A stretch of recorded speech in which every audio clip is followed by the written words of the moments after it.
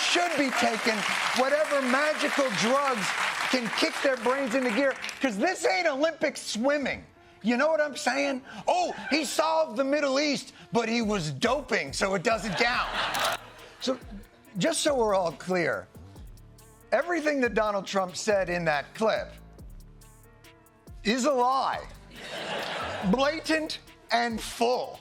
Trump boasted about being the greatest president for veterans, in case you forgot. It certainly does for John Stewart, and he isn't buying it. After dismantling Trump's assertions, Stewart left behind a mountain of alternative facts. Want to witness an artist in action? Pay close attention. From that conversation, let's get into Trump's complex tales. It looked like he was playing a game of sneaky bingo up there, and he definitely won. Take Trump's claim that his economy is the greatest in our country's history as an example. It just so happens that assertion is factually correct. His presidency did see considerable economic growth, but was it the greatest ever? I mean, Donald, even your hair looks more natural than that. What about the horror that is COVID-19? President Trump displayed courage when he boldly stated everything was fantastic, but resolving the COVID issue is the one thing we ought to have gotten credit for but never did. I apologize. Saving the day for us? The greatest economy in the history of our country. A lot of credit for the military and no wars and so many other things. Everything was rocking good.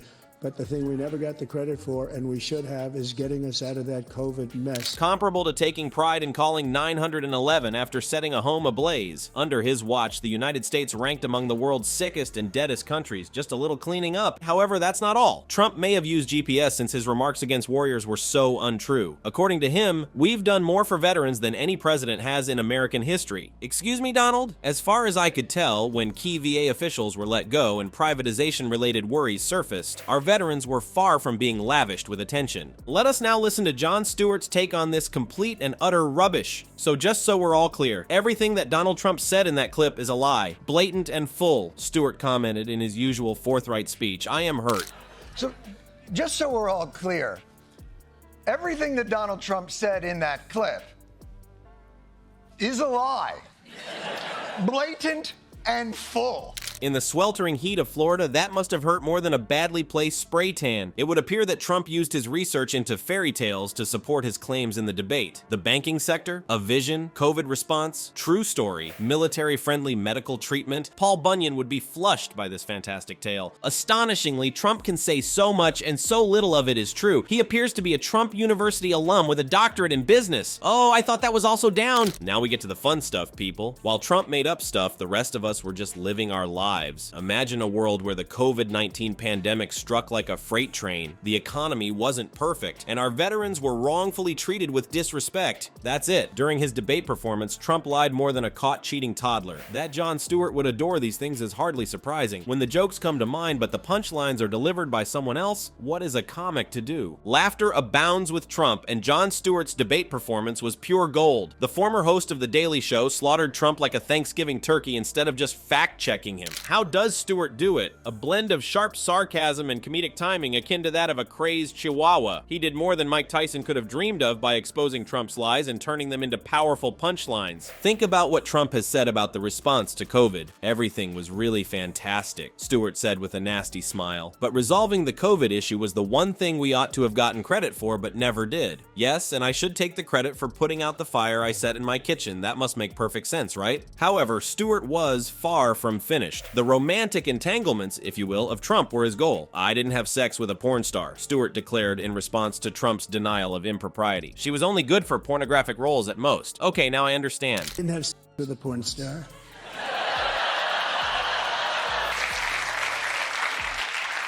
She was a porn character actor at best. I'm not saying she couldn't open a movie, but...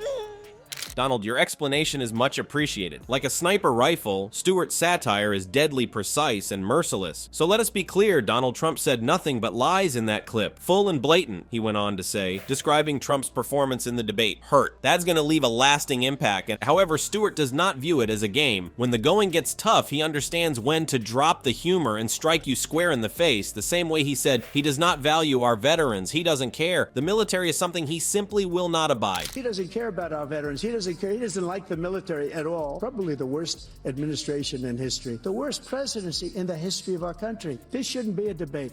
He is the worst president. There is a direct and serious accusation without any humor. Stewart went so far as to critique the manner of debate. These dumb bleep rules, who wrote them? What gives rise to the idea that any one of these people would agree to them? Wait, what? Move on? No, we don't move. Stay on that topic. Not move on, Dot. No, don't go moving on. Who came up with these dumbass rules? And why would any of these people agree to them?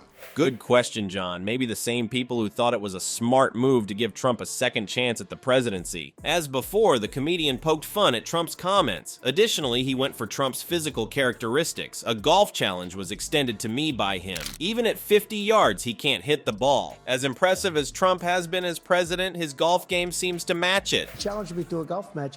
He can't hit a ball 50 yards.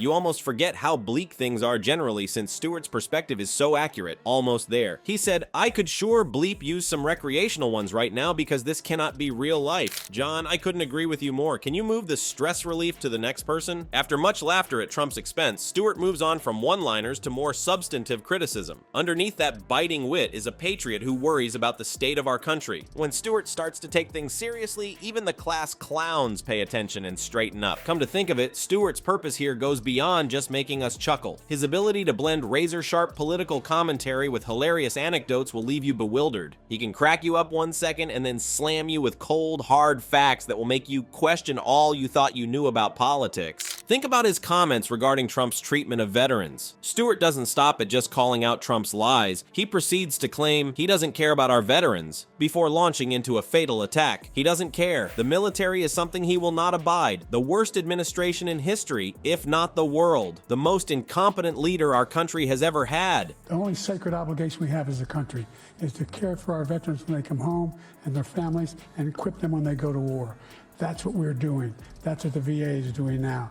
They're doing more for veterans than ever before in our history.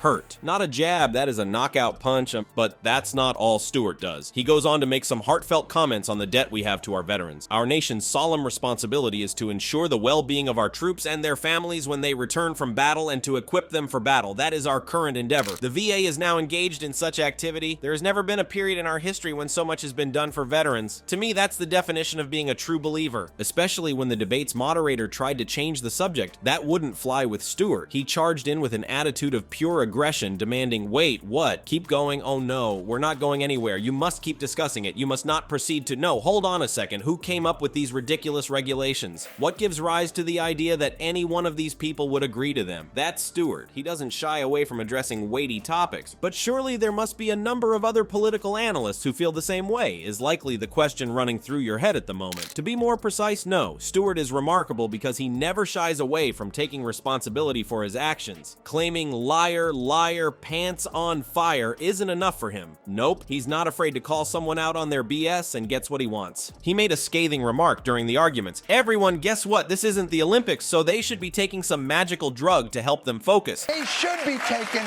whatever magical drugs can kick their brains into gear, because this ain't Olympic swimming. You know what I'm saying? Oh, he solved the Middle East, but he was doping, so it doesn't count. And by the way, if those drugs don't exist, if there aren't actually performance-enhancing drugs for these candidates, I could sure use some recreational ones right now. It is a sincere hope that our leaders will take the initiative and give this matter greater attention. Stewart is hilarious then. He will make you laugh till your sides hurt. Despite the humor, you shouldn't fall for it. This person has a darker side that will make you angry, think, and maybe even want to do something. Because in Stewart's world, just making fun of everything isn't good enough. Sometimes you just have to snap out of it, get down to brass tacks, and demand better from people in charge. Stewart turned Trump's participation in the debate into a comical farce. But what happened when the giggles died down? Just like fads come and go, did Stewart's fall leave an imprint or did it stick around? The reaction was, I must say, as detonating as a hurricane in Trump's hair. There were Stewart fans who devoured it like it was the last slice of pizza at 2 in the morning. They couldn't get enough of seeing their favorite political comedian skewer the departing president. Although Stewart's usual viewers enjoyed it as well, even among individuals who would ordinarily shun it, more individuals were sharing political humor videos than Trump's conspiracy theories. theories. The experience was reminiscent of seeing a viral video of a cat playing the piano, only that Trump's ego served as the piano and John Stewart as the feline. You could be thinking, what's the big deal? There have been many who have criticized Trump. Why is this moment different from others? The situation is as follows. Stewart is not your run-of-the-mill TV news commentator or Twitter troll. Like sticky tape on shoes, his reputation rests on his ability to blend humor with harsh realism. And let's be honest, Trump isn't exactly rocking his political game right now. More legal troubles have befallen him than a mall cop convention shoplifter. As a result, Stewart's criticism of Trump's debate performance is not only comical, but it is also adding fuel to an already quite hot fire. However, things start to become interesting at this point. This is by no means Stewart's first hit on Trump. Remember when he called Trump a man baby in 2016? Or when he said Trump was incentivizing the worst aspects of ourselves? Stewart has been whack-a-moling Trump's ego for years. How has this occasion differed? It's like trying to throw a pebble into a pond instead of a boulder. Instead of merely making ripples, Stewart is now making waves. This cannot be real life. It just can't. We're America. God.